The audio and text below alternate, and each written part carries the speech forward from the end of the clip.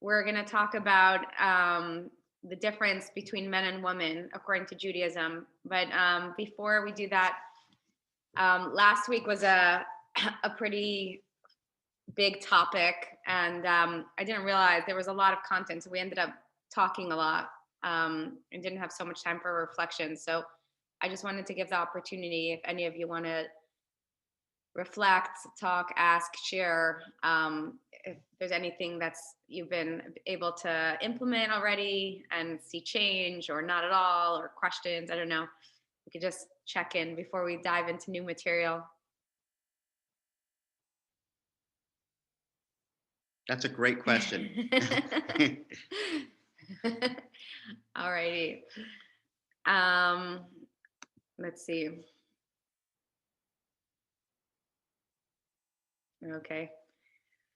I don't know. I'll respond to that. Okay.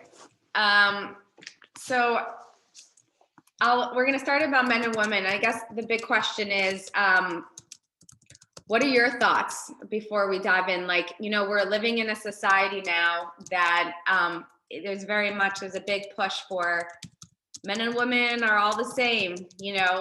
Maybe our bodies are physically different, but, really, there's no really difference. Women can do men's job, men's could do women's job. We're all, when it comes down to it, we're all, there's not that many differences. And that's kind of been the push recently. And I'm curious, before we go in more, what's your take in terms of men and women? And number one, what's your take in terms of differences? And the second question is, why does it even matter? Like, do we really even need to understand what our differences are? Like, is it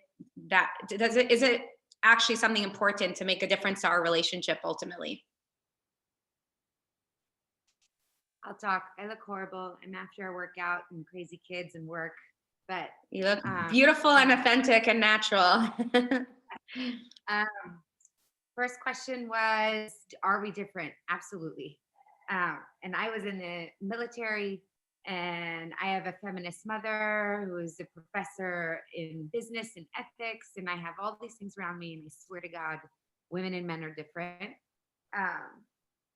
They think differently. Their emotions are different. Nothing bad, but and even physical fitness, like physically, we're different. Why does it matter? Because that's how we understand each other. If we didn't understand our differences, then I don't think we'd be able to coexist as like a family unit and living under the same house together all the time and share children and crazy life experiences and fight and then get back together if we didn't understand that we are different. Yes. So I'll play devil's. With you. I'll play devil's advocate, because Karen, I know you like to play devil's advocate on these things. So usually I would be on what I'm going to say is going to be on your side is, but what about the fact that society tells us in so many ways that we're the same? Like men can do women things, women can do men things. We're all the same. I think that society is not saying that we can do the same things that men can. I think society is saying that if we wanted to try or be like, there's all of these perfumes that are, what's the word I'm looking for, that can go for men and women. Unisex. Thank you. I think that's what society's kind of saying. I mean, there might be a few people that say, yeah, but even in like let's go with a city race. You do a 5K or a half marathon or a marathon. I'm a runner.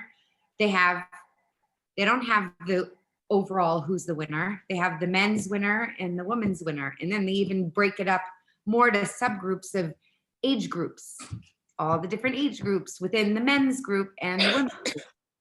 We're not the same. I don't think society all says that. I think they're just trying to not make roles for women and men. Like, men can stay at home and be a homemaker and the woman can go to work. And I think society's saying that's okay. Before it wasn't. But I don't think they're saying we're the same. I mean, yeah, I hear what you're saying, Karen. And I think that there's definitely some and some, there's some who are saying we're totally different. And then there's some who say,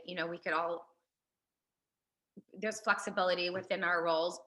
But there's definitely been more of a movement I feel recently, I mean, I don't know in how long, past maybe 20 years, moving more and more towards the direction of like, I think youth, like teenagers nowadays, have much more confusion than even our generation growing up in terms of are men and women even different. There's much more of a push for that in recent years in terms of equality and trying to push the agenda of like we're all the same. But I agree with you that it would be hard to navigate our differences if we didn't have that clarity. So that's the purpose today. Does anyone else want to share anything? Jump in, share your perspective. Yeah, I'll just say I agree with Karen more or less, but that just in talking, there's, this whole, we'll call it enlightenment and highlighting of differences amongst people now in order to really honor who they are and honor how their own unique differences can change their perception and perspective and the way that they exist in a particular environment, and gender is just one of those differences. And that I think that, I'm not sure maybe what was, my brain isn't there, but I am in the now, and the now is definitely, at least I can speak for, my workplace, thinking about what is it like to be a woman and to contend with all of the things that are going around, because we're not the same as men, right? All of these statistics about how in the era of COVID, the brunt of the child care is falling on women, even if maybe it wasn't before, so on and so forth. And so just that honoring those differences can really create space for people to actualize themselves and be seen in their fullest capacity. And if you are a man that wants to become a woman, then it can help you out. Thank you. It's good to know. If, you never know. I'm happy you gave me that idea. Can I have your number? No. That is formally true, but we don't need to talk about that. All righty. So I just want to share, for us, we grew up obviously religious, and our values were very much in line with Judaism and with Torah. And for us, it was like a very black line that women are women and men are men. There was no like grayness to that, but even so, there's so much, just universally like being part of the world, or, like even when we got married, there was a lot of, again, even though it was black and white, there was confusion even with us as a couple. And I'll just give a few examples. Like me as a woman, before I had clarity of celebrating my femininity, and having clarity. So like one thing, I always got the feeling from Ezzy, the message that I'm too much, right? You're too deep, you're too emotional, you're too intense, you're too complicated. Like, why are you making such a big deal? Why don't you get over it? Why are you still talking about that? And it's like, until I owned and understood what it means to be a woman, I always carried that message that like, if Ezzy feels that I'm too complicated, that I'm still talking about it, that I need to get over it, then it must be true, and I need to change something in myself. So that's one example. And it's so complicated because we live with each other, right? And we're each other's first love, as in not first love, but like hopefully that number one person who you like, want that reassurance and that validation, and you have emotional intimacy with each other. So it's like they're the person that you feel most comfortable to be vulnerable, and so you very much kind of rely on that external reassurance. But yet I'm woman, he's man, so it gets complicated. Another thing that I know is that as he has this like go mentality, like, go to work and then come back and start fixing the dishwasher, and then is like in the garden and like, cutting things in the garden, and then doing homework with the kids. And it's like, and I'm like, is something wrong with me? I just like don't have that kind of energy, and I just need to stop, and I just need to reflect, and I need to integrate. And I'm like, I always felt, and as he's like, gosh, you're already tired, like, what's wrong with you?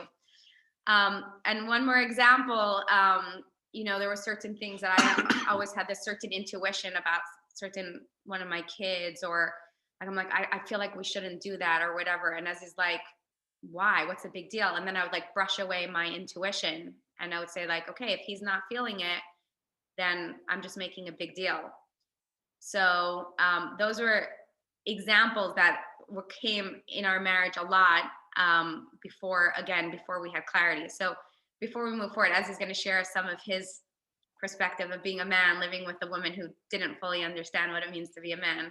So a lot of what I experienced was the same thing that Nechama is talking about, but from the male perspective, of course. You know, and like Nechama said, you know, I would come home, I would work a whole day, and I would come home and I would see what needed to happen in the house. Okay, the dishwasher was broken. Let me pull it out. Let me work out which pipes are broken. Let me, put it all back in. And Nechama's like, why don't you come home? Kind of relax, spend some time,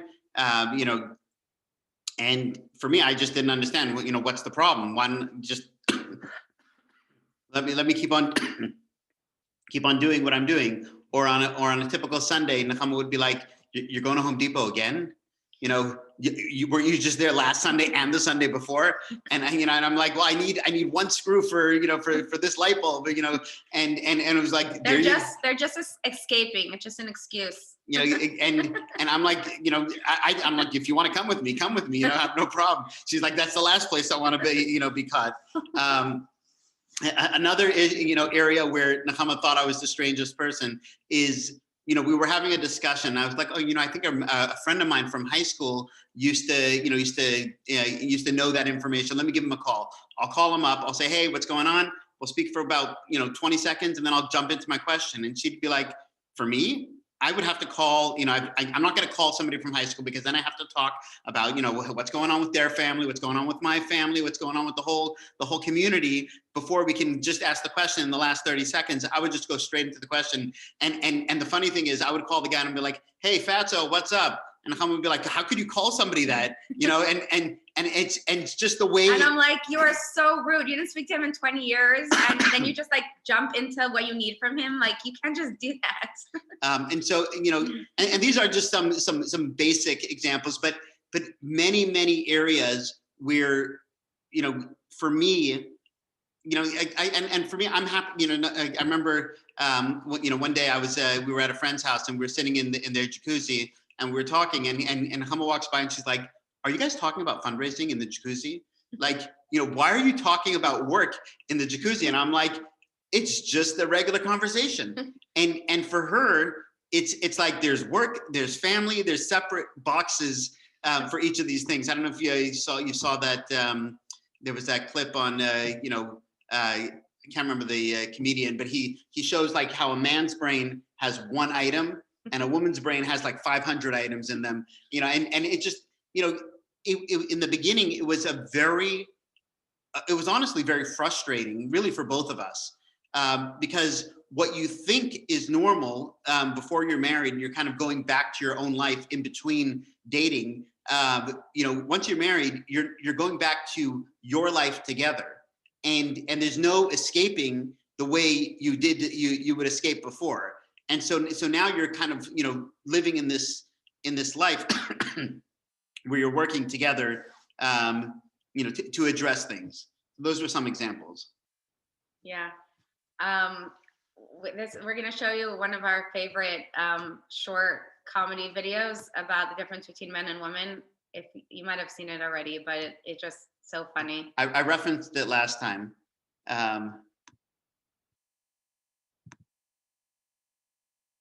it going?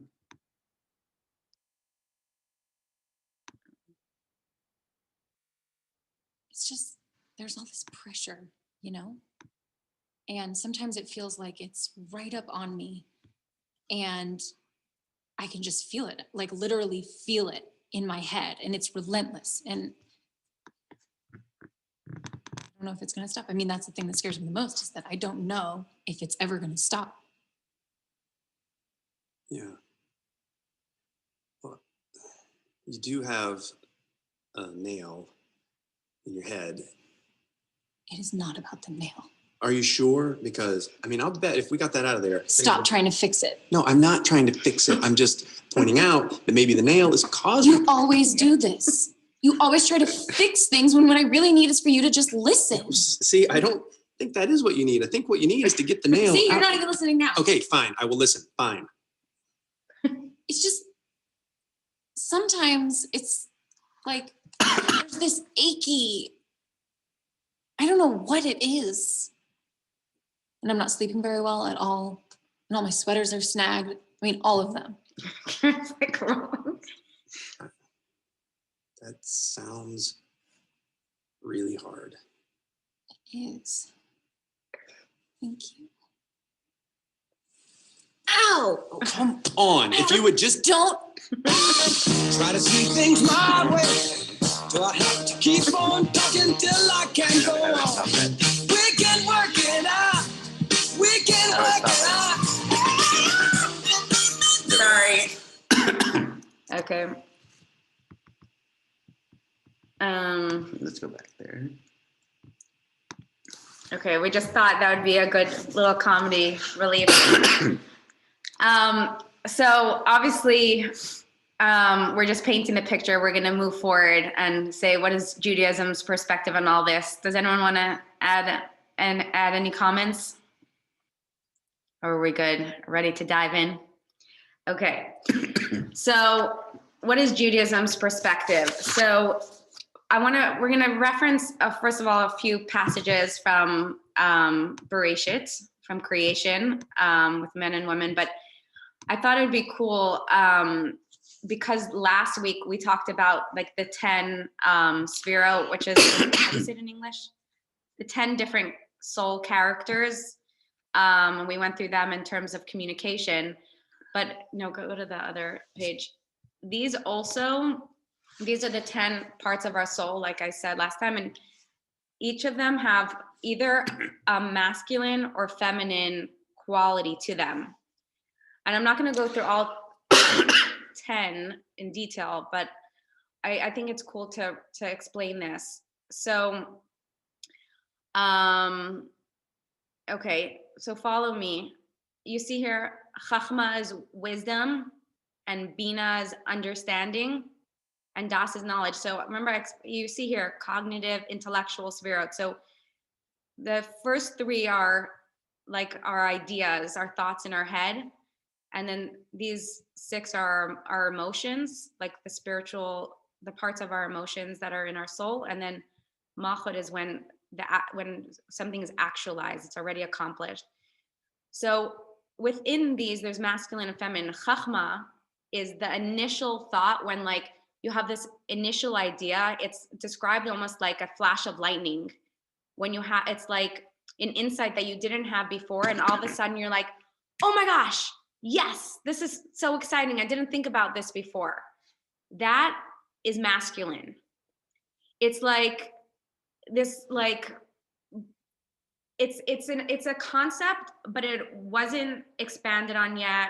There's no description, and there's no colors yet, and there's no, adjectives yet. It's just very much just an idea.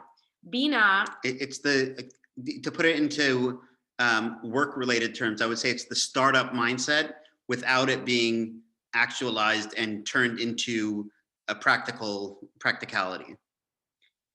Bina is when you start expanding on the idea, and you're like we talked about this last week, what will it look like, and what are the colors, and it's integrating, and what do I need, and all of those things. Now this is feminine. Now what's really interesting to understand, by the way, in another example, what it says is just like Chachma is like this an initial idea. Another example that Kabbalah talks about is like the seed of man. And then Bina is like the woman that, carries the seed and actually becomes pregnant, and that, the seed grows into a baby and develops into a human being over 9 months. So Bina is a feminine quality of expansion, of integration, of development, of creativity. And so one thing that, it was so interesting to understand this, part of this process was like, wow, Ezzy will bring up an idea, or we'll talk about something, and then I'll go and talk about it more and analyze it more, and then bring it up the next day. And I was thinking this, and I was thinking that. And, again, like what we were saying in the beginning, whereas he's like, wait, didn't we move on already from this? Like, let's go. Like, we already talked about it. But to understand that actually, no, this is very feminine, that it's a feminine quality and it's a feminine gift to really want to integrate and really want to expand on ideas. I'll add to that is that not only realizing that it's a feminine quality, it's part of the process, is that you have to have that brilliant spark of, I want to accomplish this. My new startup is A, B, C, and D. But in order to get there, you're going to need the breaking down of the process to be able to get there. Because as you see, especially in the startup world, many startups come, but they disappear because they don't have much structure to it and much knowledge and understanding of what it's really all about.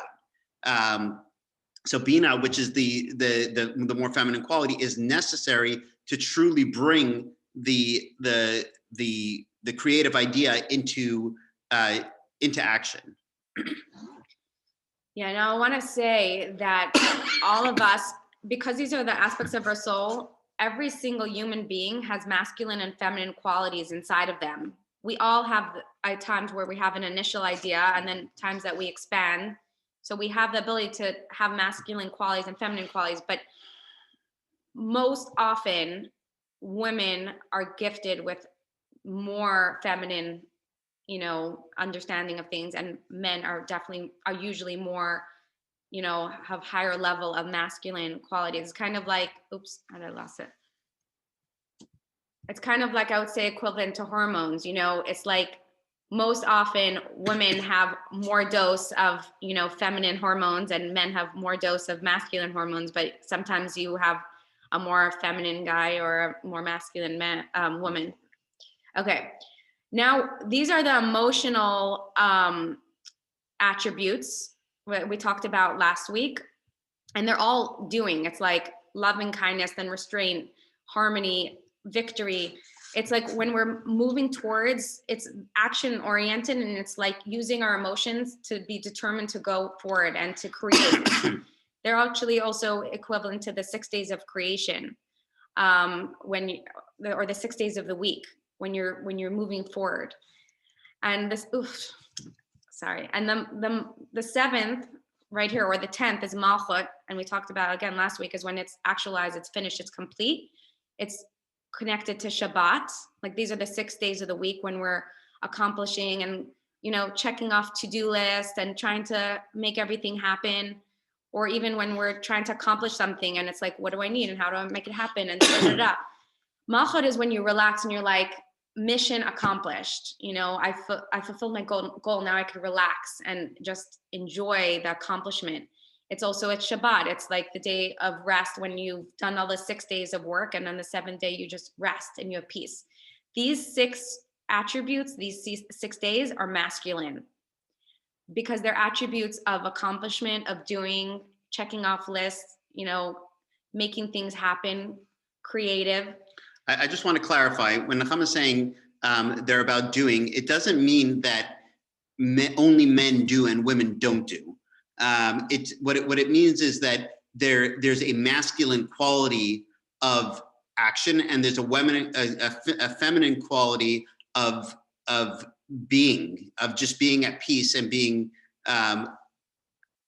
settled. And I'll just explain with the 6 days of the week and Shabbat. You have the 6 days of the week are more work days. Physically, back in the olden days, you were out in the field working with your shovel and your plow or whatever you were doing. That was more of a masculine trait. Now, it doesn't mean a woman can't take a shovel and go out into the field. But back in the day, that's what it was. And then what would happen is the whole purpose of being out in the field was to grow produce, and then they would bring it home, and the woman would take that and turn it into something, both turn it into bread, but turn it into something that was able to be integrated. And that same concept is the 6 days of the week and Shabbat. 6 days of the week we're out in the field. Shabbat, we're at peace. We're integrated. Right. So this is not saying that women don't do and don't accomplish and are not successful and are not equal to men. Actually, what it's saying is that spiritually, women have a feminine gift and a feminine quality of being at peace and being in a state of calm and peacefulness and centeredness that is easier for a woman. Now, in this day and age, it's hard for a man or a woman or a child or adult or a senior to be in a state of peace because the energy around us is very chaotic and it's stressful. So it's hard for anyone to relax. But women are gifted with a more innate natural ability to work on being in a state of being and a state of peace, that like feeling that we are something and we are worthy, whether we have a big CEO title, whether how much money we make, whatever we accomplish, like we naturally can come to this place of worthiness that men have a harder time, and men actually naturally tend to relate / value their worth based on, income or their work or their success. And I see that all the time where, we're men that get together in a room and it's like, what do you do? Where do you work? And like, as he's saying, for him, like he's a fundraiser. So it's like the second he's with other men, they're all talking about fundraising, and women, naturally, it's like malchut is the state of being. It's like it's much more natural for women to get together and to connect from a state of being, like, how are you feeling, how are you doing, what's going on, like to have this heart to heart connection. And so again, this was very interesting, for me to understand that I had this more, let's say, innate desire or natural, let's say, ability to be more in a space of like peace and calm and wanting to center myself, but as he naturally didn't. And so I felt like maybe there was something wrong with me, like I'm lazy or, and I kept feeling like I have to kind of keep up with that level of energy. And it was very healing for me to learn that actually, no, like that by me allowing myself to go in my own flow and in my own pace and be in a space of peace, that I'm actually the one who can create that atmosphere and that energy for the whole family. And that Ezzy can rest in this feminine piece, and that I'm giving him that if I don't stay, that because I have it more naturally, that by me harnessing that and integrating the natural feminine piece that I have, I'm the one who can create that for our family. I'll add something which I was going to say later, but I feel it fits very well over here, is one of the things that, and as you guys have come to see, Nechama and I are very vulnerable, so I'll share very vulnerably, is one of the things that was very an adjustment for me when I got married, and my mom passed away when I was very young. So my assumption was that Nechama, not that she's going to be my mother, but she will fill the role of what I, as a 7-year-old, should experience of a mother being a protector. And when we got married, that ended up being a little bit of a clash for the two of us. And through a lot of work, I came to realize that my role as a man is to be Nechama's protector. But who's going to protect me? Who's going to ensure that I am secure and that I am taken care of? Was realizing that I am taken care of by Hashem, by God. And so the role is that you have God protects me, and I protect Nechama. And that allows Nechama to truly be in her feminine role of integrator and allow her to be the I'm trying to think of the right word, to be in her role of being at peace, and for me to be in my role of making sure that she's able to accomplish her role, and me to be able to provide what I need to do to be able to accomplish her role, knowing that in the relationship with Hashem, suddenly that role changes and we become the feminine place where Hashem's job is to make sure that I have what I need to take care of my family and my role, and his job is to be the protector. So I don't know if that made sense or not, but Well, we could hash that out more if need be. I will say also, it's like about this peace thing, that like feminine quality naturally is more peace. Like I always wanted to have more peace in my home. And I didn't understand. And I mean, it's very hard. Like we don't really want to take on so much responsibility as women, you know, like we feel like we're also a lot of times working too, and we're taking care of the kids, and we have so many things. And so it's like, we're still chasing for that peace, or that like that quality time, or that integration outside of us, or that like reassurance, you know, from our husbands. And I think, I guess to add to what Ezzy was saying, it's like the more and more Ezzy understood and took on his masculine role seriously, and was like, you know what, yeah, you also help out and you contribute, and you know, there's aspects that you work also or whatever, but ultimately, like, it's like the buck stops with me. Like I'm the ultimate provider, and I'm taking responsibility for it, and like I don't need to turn to you for that, like as he's saying, like being the mother and, you know, reassuring me all the time. Like I need to really step in and like own that. Then like that was able to like calm both of us down. And then the same thing for me as a woman, like when I realized, like, if I want peace in the home, and I want centerness, and I want integration, and I want calm, and I want like the Shabbat feeling, it's not, the only person who can make that change is me.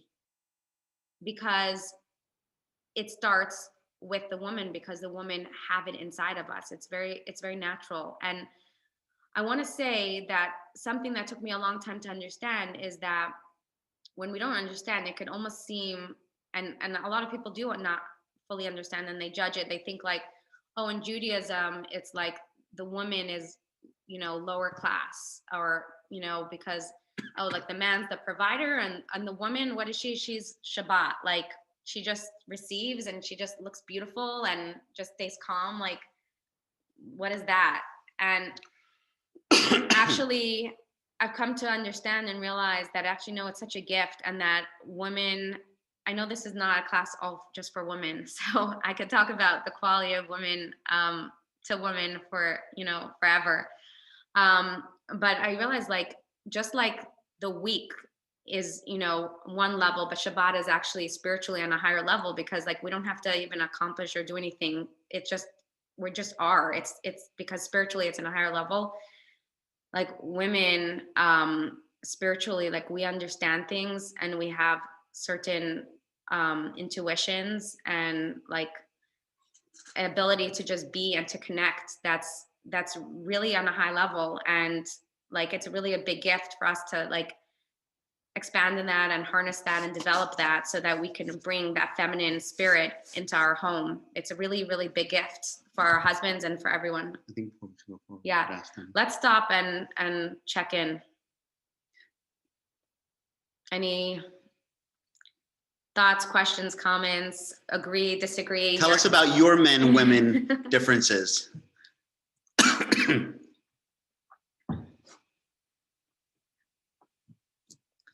Should we call on you guys one at a time?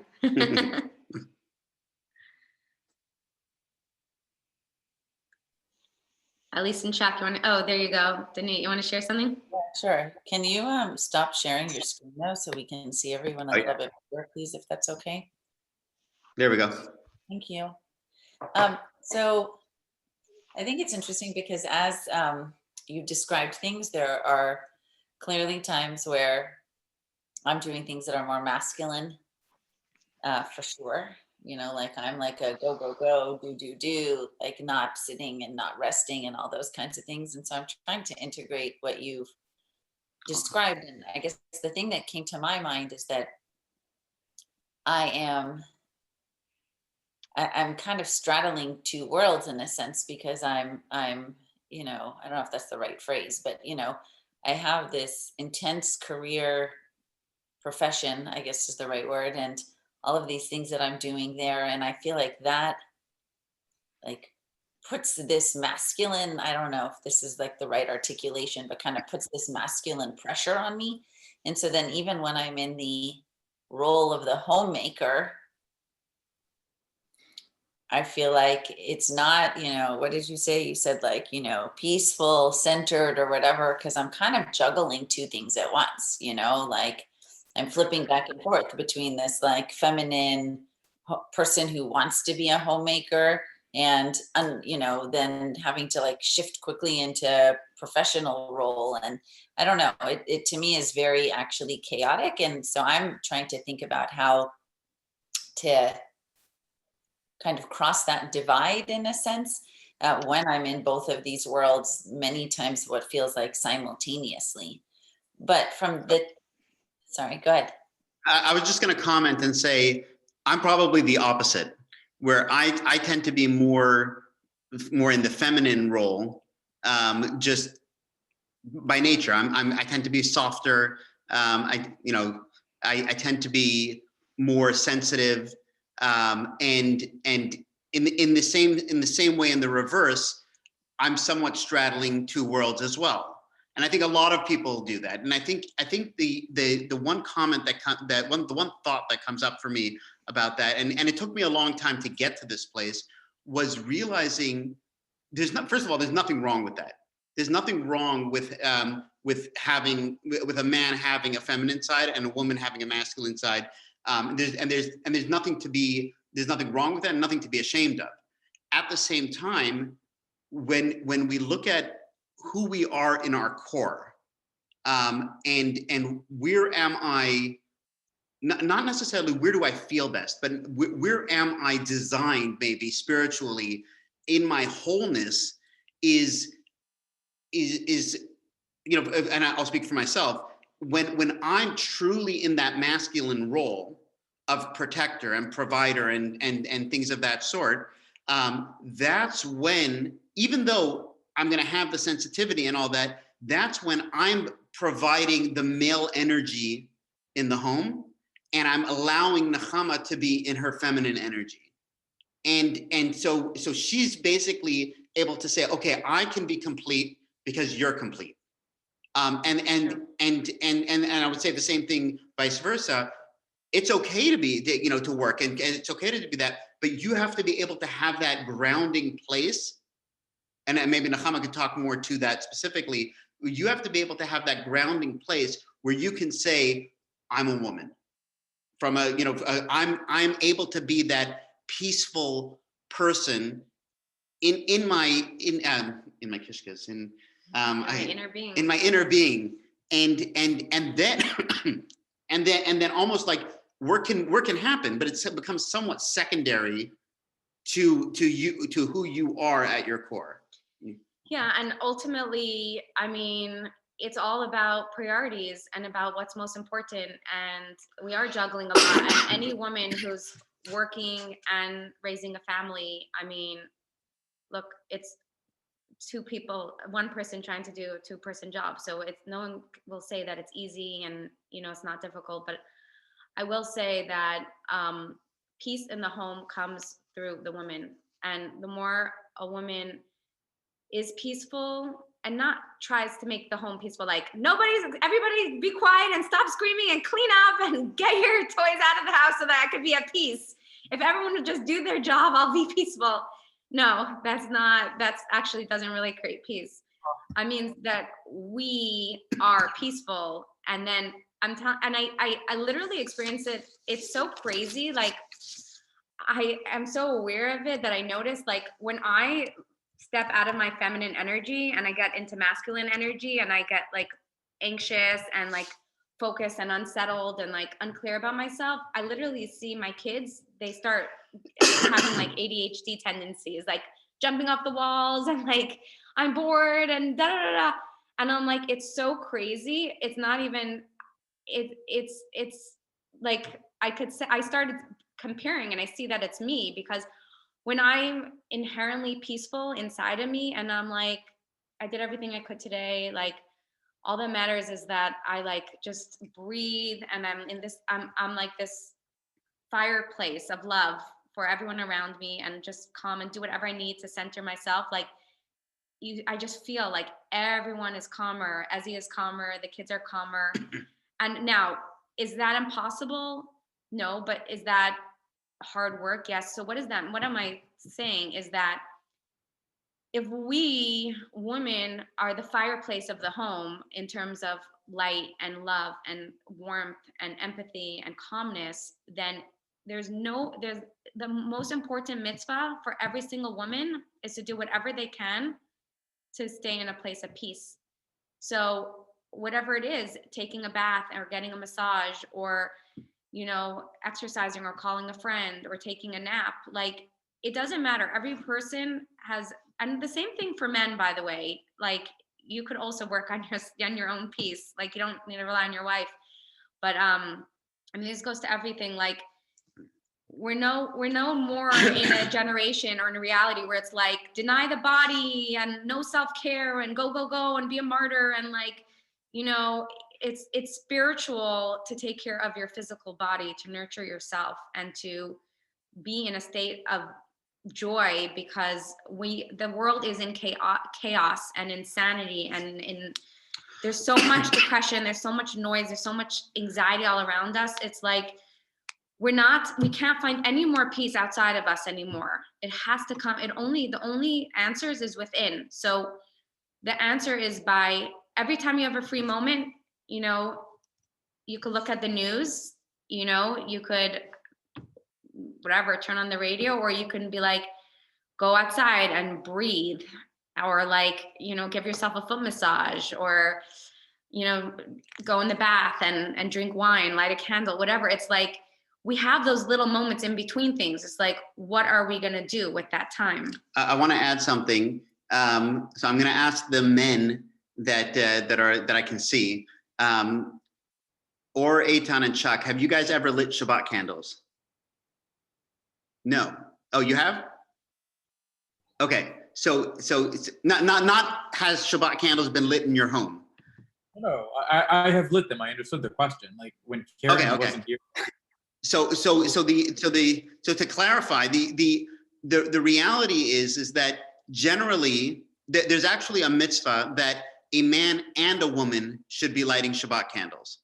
However, and that applies that if a man is home alone and his wife is out of town, or a man is single and not married, he should light Shabbat candles. Once you're married, it doesn't mean that every single person needs to light Shabbat candles. So the mitzvah is on the woman of the home to light the Shabbat candles to usher in the Shabbat. The reason for that is that it's her role to bring in that peace into the home. However, it is our role, both men and women, to usher in peace into our lives. And so when, going back to what I was saying before, is when the man is in that male state, the woman has the ability to bring that peace into the home. And that is why she's lighting the Shabbat candles, to usher in the Shabbat, to usher in the peace. When she's away, it's still on it's still our obligation to usher in that peace.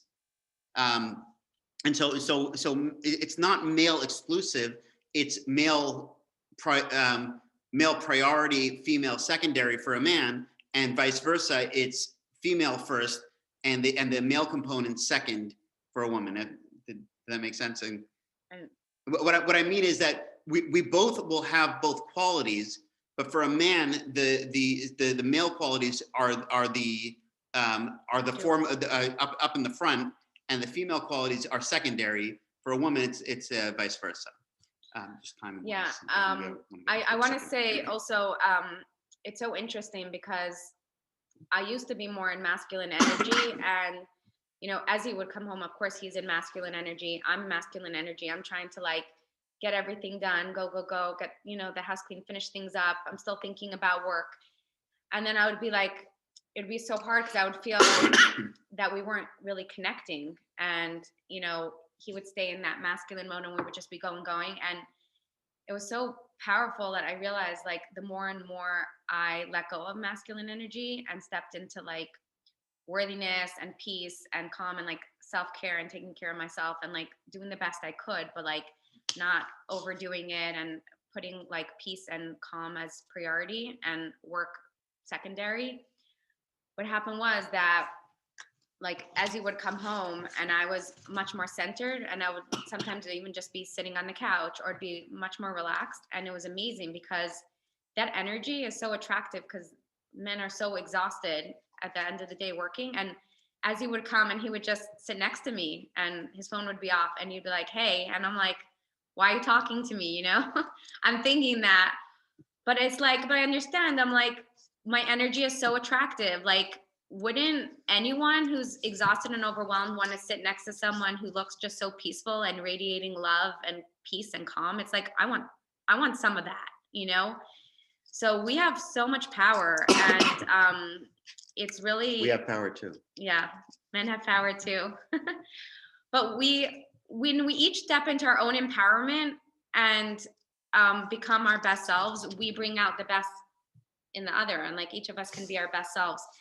Now, how does masculine and feminine energy work in a harmonious, beautiful way and bring out the best in each other? So I want to say one thing, and then we're going to read two passages, and one shows how men help women and one shows how women help men. So we'll discuss that. And I just want to say, you know how I said that It's like, Eitan, can I get some of that? L'chaim. Thank you.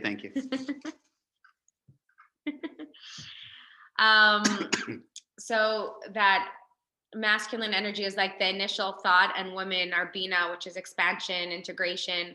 So it was very healing for me to understand that I am totally in line with being a woman, that I need to talk things out again and again, and I make things complicated and I understand things much deeper, and I want to go into detail.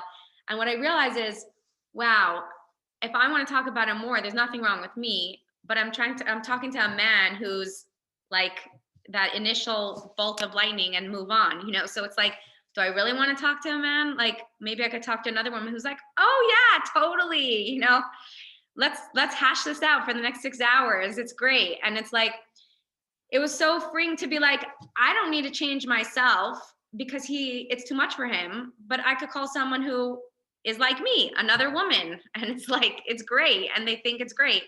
So anyways, we're gonna read these two passages one at a time. And I love them. I find them so interesting. Oh, we forgot to read. Let's hear you, Azzy. So the first 3 passages, we were supposed to do it in the middle, but this is just like for anyone, you know, again, of course you have to believe in the Torah and actually believe in, you know, the words of our Torah, like if you want to use it as a proof, but in terms of like, are men and women really different? Like, look at this process of our creation. You want to read? The 27. So God created the human in his image, i.e. in the, okay. In the mold that God had decided upon. He created him in the image of God, i.e. in a form reflecting the hierarchy of faculties he used to create the world, which by the way are the 10 attributes which we've been talking about. He also created him according to his likeness, as in possessing discernment and intellect. Whereas God brought all other creatures into being directly from his speech, he created the human being's body figuratively by hand, as in by first pouring dirt into a mold. Furthermore, he created them as a single androgynous being comprising both male and female bodies attached back to back. So this is actually really fascinating. If any of you haven't heard this before, that actually a lot of times we reference Adam as he, and that like there was a man and then God created woman second, but actually no, the first being that God created, human being, was male, female together.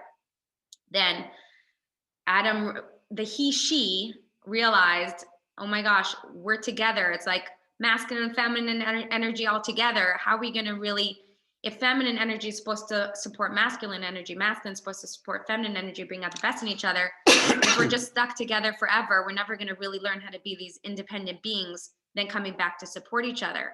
And they realized that, so they kind of like complained and said, you know what, let's be separated. So God built up the side that he had taken from the human into a woman, shaping her so she could carry children within her. And he brought her to the man. Adam and his wife, whom he would later name Eve, were created as a mature 20-year-old adults and were exceptionally tall by later standards. The man said, this time, in contrast to all the creatures I examined previously, this one is bone from my bones and flesh from my flesh. She will be called woman, Isha, because she was taken from man, Ish. Thus, Adam completed naming all creatures. This is, again, this was supposed to be, we were supposed to read it before, but it's just like to understand, like, literally there's masculine energy and feminine energy, and they're two different energies that come together to support each other. And it's not one greater than the other. It's team. Now this, we're gonna read it, and then I know we're running out of time, but I want to, before I explain, I want to hear from you guys your thoughts on this, because when you just read this initially, it could seem like so confusing, and it could even sound negative. So 28, after separating, I don't know how to say this word. Androgynous. The androgynous human into male and female bodies, as will be described in greater detail further on, God blessed them, and God said to them, be fruitful and prolific, fill the earth and master it, subdue its apparent antagonism to divinity, and reveal its inner desire to express the divinity within. Okay, I'm going to skip that because that's not necessary. Go after the bold. Nonetheless, do not attempt to refine the world beyond your capacity to do so. In particular, the female is apt to venture beyond her abilities in this regard, so the male should therefore restrain her when necessary. Ooh, that sounds really mean, right? It, without explanations, it could be confusing, but I would love to hear your I'm gonna inputs. stop sharing for now. Stop sharing? No, because so Okay. that way they can see, and then we'll go back. Oh, but We'll go any back. thoughts on this? Just thumbs up? You just want to Nahama? hear? Yeah, hi Dina. Hey, how are you guys? I feel Good, like welcome. it's, thank you. It's not restricting. In my case, it's more grounding, because sometimes I just, I go so like, I'm so dreamy and unrealistic. So I need my realistic Ralph by my side, who tells me, okay, I've heard of your dreams. Let's plan how to make them happen. Because on my end, I just dream, you know, I dream away. So this is how I see it. I don't know, but that's my perception of that passage. Love it. Very spot on. Anyone else? Okay. Karen, you wanted to say something? Okay. I agree with Dina, everything she said. Okay. Jennifer. Thank you, Karen. Do you want to share anything, Jennifer? Or you're I don't have anything to share right now. But okay. No problem. You could always jump in if you want to. So yeah, exactly. So this passage I love, because you know it really plays in with this chachma and bina, like the initial thought and the bina, the expansion, the creativity. So while it's a beautiful quality, a feminine quality that we love to expand and we love to create and we love to dream, it could go too far. Like the masculine energy needs the feminine energy to expand, but then without the masculine energy coming back, we go and go and go and go and go. And I want to give a really very practical real life example that it's like, you know, as he will be like, oh, you know, this holiday is coming up. Just giving an example, you know, let's invite some guests. We'll do a barbecue. And he's thinking like so simple, like hot dogs, hamburgers, you know, frozen from the freezer, and like throw some ketchup on the outside table and like done, you know, maybe we'll get some buns. And it's like, great idea. And then I'm like, oh my gosh. And he's like thinking maybe invite 1 or 2 families. And I'm like, oh, and we can invite this person, we can invite this person. And okay, and I need to get tablecloths, and I need to make a salad, and I'll make roasted vegetables. And I'm like, okay, and before I know, I'm like stressing and making lists and have anxiety. And he's like, what the heck? Like, we're just doing a barbecue, remember? We're like hot dogs, hamburgers, like just inviting our neighbors, you know? And I'm like, what are you talking about? We have to do this and we have to do this. And you don't get it. It's like, if we're doing a party, we have to do it right. And it's like, you know, the woman just goes and goes and goes and goes. And this is where we're a partnership, because then the masculine energy comes back and is like, wow, okay, I don't know how, like from last week to this week, where we went from like A to Z, that's great. But like, why don't we come back and find a middle ground? Like, maybe you don't need to make like 75 roasted vegetables and, you know, use China dishes and invite like every single person on our list. Like, you know, let's have a little in the middle.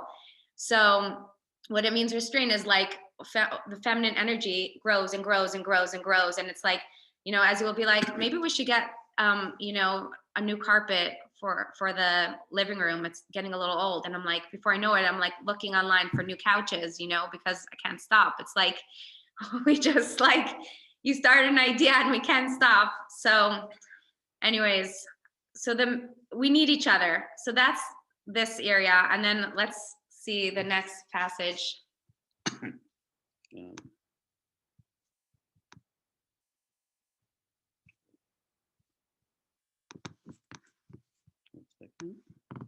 Sorry. Okay. How do I get this out of the way? There we go. Okay. This human, we're on the bottom, 18. This human, having been formed by God himself and created in his image, was so impressively perfect and well suited for his task of manifesting divinity on earth that God had to ensure that neither he mistake himself nor any other creature mistake him for a second deity. God said, it is not good that the human be alone without a helpmate. This is going back before they were separated. For this gives the impression that he is a self-sufficient deity, since I too have no mate. I will therefore separate his female aspect from him, rendering him incomplete without her and in need of her assistance. I will make his female aspect into a separate being, a compatible helper for him to give him this assistance. If he is deserving, she will help him do good. If not, she will oppose his will.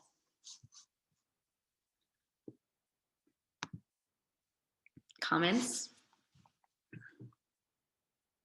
What do you guys see here? Dina, you want to jump in again? I'll jump in again. Well, I guess it's, well, I'll try to put it together in a few words. If you go in the same direction, right, I will look in the same direction. But if you have a separate ideas, right, goals or aims, then you will look into different directions. So I feel like, I guess, an example of me and our life, how it's applicable to us, is that we do things together and we go further, versus me trying to do something on my own and Ralph, you know, trying to do something on his own. Then we get kind of nowhere. It takes more effort in that sense. But that's how I see it. I don't know. Just we just look in the same direction. Let's put it this way. Yeah, beautiful. Thank you. Yeah, so no, it's interesting. Definitely. Again, like I said, they had to be separate so that they could be helpmates for each other. Because if there's too much togetherness, it's like the codependency where it's like, I don't know where I start and I know where you begin and I don't know who's who, you know. So they needed to have that separateness, and we talked about that at the first class, right? Like each of us really going on a journey of finding our own self so that we could come back and have healthy interdependence and healthy emotional intimacy. But it specifically says that the woman is the helpmate, and that the woman, I don't remember the words, but like is there to like guide him, and that if he agrees, great, and if not, then she should oppose his will. So the first passage was talking about, like, again, the initial idea and the woman's ability to expand. This one is talking about the woman, the feminine ability to be Shabbat, and that the feminine quality is Shabbat, where it's like an instinct, a natural instinct for more spirituality, a sense of being, an intuition to like faith and connection, and it's more of like a spiritual state of being, which is feminine. And that actually it's very, there's even in the Torah, a lot of times there's like our biblical heroes, like you know, Abraham and Sarah, where Abraham wanted one thing and Sarah wanted another thing, and they were disagreeing, and God came and said to Abraham, listen to your voice, listen to your wife Sarah, like trust her. And this kind of goes together with like, the more as women, the more we nurture ourselves and nurture our own feminine energy inside of us and listen to ourselves and nurture our, like, who we are, it also comes with, and more like we tune into like our feminine energy, and that we can really be a helpmate, like for our husband who has more masculine energy of like intuition or guidance or support. And sometimes even they won't see things in a, like we have a certain intuition or a feminine instinct, and our husbands might totally disagree. But if we're really coming from a true place within and we really believe that it's not right, it says the Torah, it's straight in the Torah, it says that the woman should oppose his will and guide him, and it's not control, and it's not like, no, you're wrong, like you're an idiot, like absolutely not, but in a soft feminine way where we're here to guide and to help, and it goes both ways. But it's just an interesting directive for women. But mainly we work together, and it's about each of us knowing our skills and our strengths, and stepping into our greatest self so that we can bring out the greatest selves, the greatest aspects of our spouse. The other part of it is the same way the woman needs to be to stand up for herself. What we said in the verse before, and I'm just looking over here. In particular, the female is apt to venture beyond her responsibilities in this regard, or her abilities in this regard, and so the male should therefore restrain her when necessary. It's the same thing on both ends. It's the man's job to make sure that, and again, it's not my job to be invested in every single thing that Nechama is doing. It's my job to make sure that she doesn't, go off into, super creative mode and go wild. And it's her job to, as well, to make sure to protect the peace, in the home and in the environment. To make good judgment. Another thing that came to mind as Nechama was talking about also was that oftentimes, as a rabbi, you counsel different people, and oftentimes you hear people say, couples say, we just grew apart. Over time we grew apart, and that is possible that couples grow apart. But when truly living in this setting or this structure, then a man is always looking out for his wife, and the wife is always looking out for her husband in these roles and bringing them back together through that process. So I thought, I was thinking that's an important thing, is that when we grow apart is really that we haven't been involved with each other in ensuring that I'm in the male role and she's in the female role together. Yes, you may be in the male role in the workforce, but you're not in the male role in your home, and she's not in the female role in her home. And I think that that's a key piece, is to ensure that that's continuously the active in your home as well. I want to add also that I think it's also good to help that for me to ask Ezzy for masculine nurture, and for him to turn to me for feminine nurture, but not as in like, you be my dad and fix my problems and I be his mother. Like, for him, if he was turning to me to like fix his problems or to be his mother, that's not healthy, but more to be like, from a feminine perspective, like, here's a problem that I'm going through and I'm struggling, and like, how do you best think that I can handle this? And like, can you give me an objective, wiser, not necessarily wiser, but like a feminine perspective that might be a little different. Like, think out of like out of the box. Like, the fear of money, or like, my own ego around, competition, and just like, and I think the same thing for women. It actually helps men, I think, step into their masculine role of protector, for women to be vulnerable and to express our needs. Like, like, can you nurture me? Can you hold me? Can you hug me? Can you tell me how special I am to you? It's like, we want our husbands to just intuitively just know that, and to say all the, knight in shining armor words all the time. But, it's like, we're stressed. We're not always stepping into our feminine role perfectly. They're stressed. They're not always stepping into their masculine role perfectly.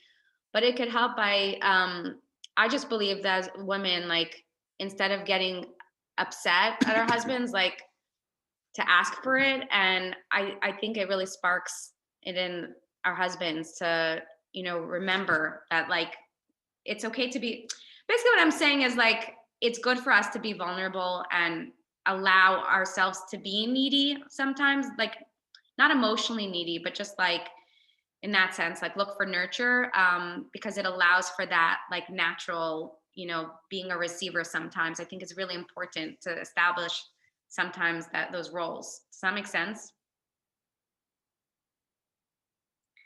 Okay. Any other? We're done our part. Now we could drink wine and take out the champagne. Now everybody unmute and we can just chat.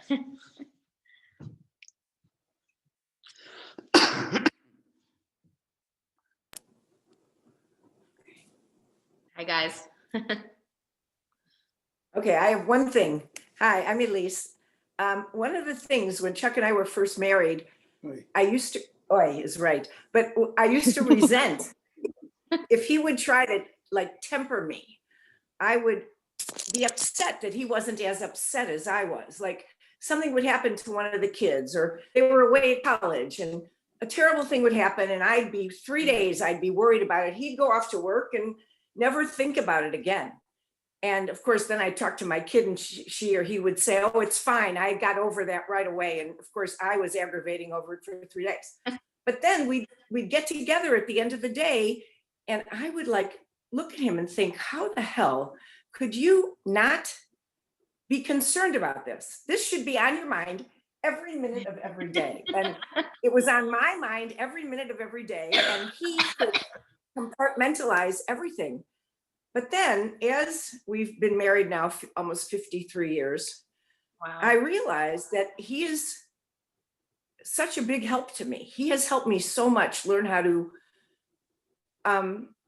not be so reactive, not be so impulsive, not to, worry.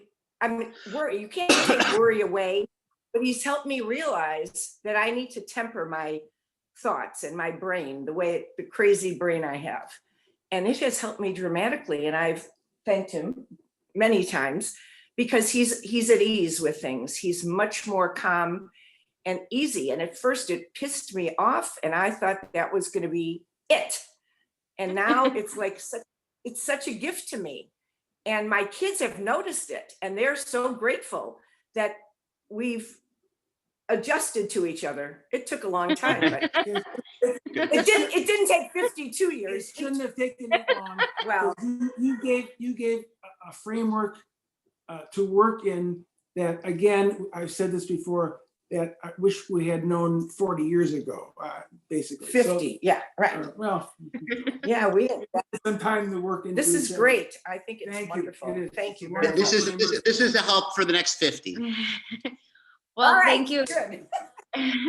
Thank you for sharing. And it's so true. I want to I guess I totally resonate with what you're saying. And I want to say that with Ezzy and I tend to be much more intense and make big deals about everything. But also I like to talk intensely about things. I get very deep. And Ezzy's like, oh my gosh, like seriously, like I don't want to hear anything more. Can we just chill? Like, can you talk about nothing? And I'm like, why would you want to talk about nothing? Like, that's so dumb. Like, you just want to talk about nothing? And he's like, yeah, just like, can I just like show you like a comedy for 5 minutes and just laugh? Like, and I thought it was like so lame. I'm like, why don't you want to talk intense and like real life? Like we're in real reality, But then I realized it also exactly what you're saying. I came to a place not like within this year, honestly, that I was like, he's such a gift because I have all these other relationships. I have my sisters, I have my friends, and I live with myself. Like I'm 24/7 living with my intensity. Like he is an escape from myself. And I realized like, what a gift. If he was like talking all intense with me and like wanted to, then I would never be able to escape from myself. And I'm like, I realized that it's so peaceful to just get in the space of like chill and talk about whatever. And I realized that it was actually God's gift that he's not in that he doesn't have that same energy as I do. Because why would we want to live with ourselves? Like I have enough of myself, Anyway, so thank you for sharing that because I completely resonate with that.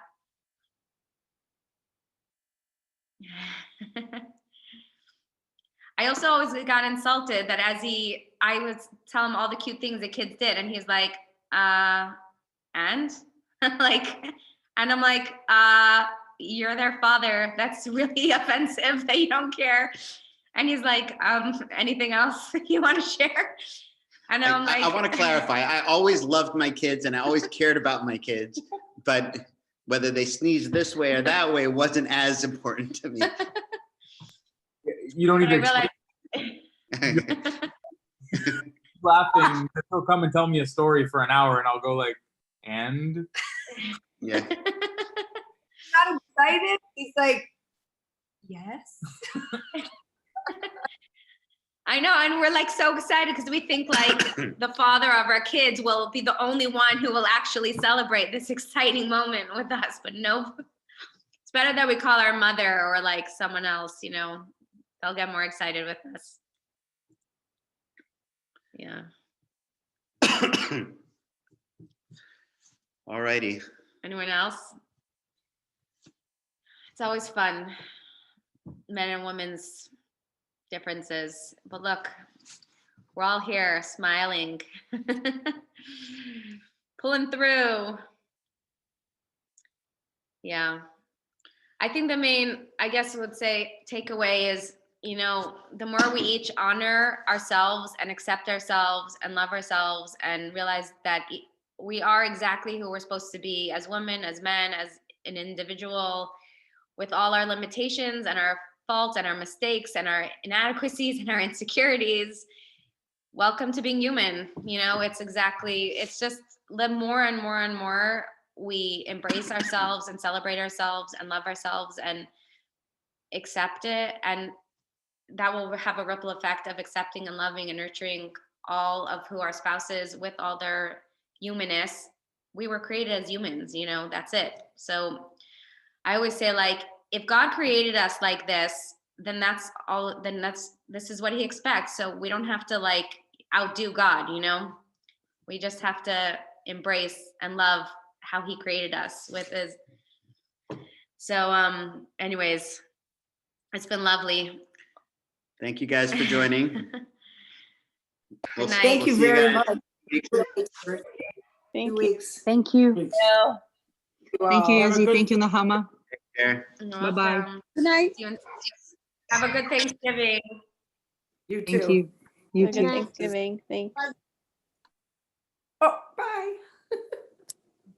Bye.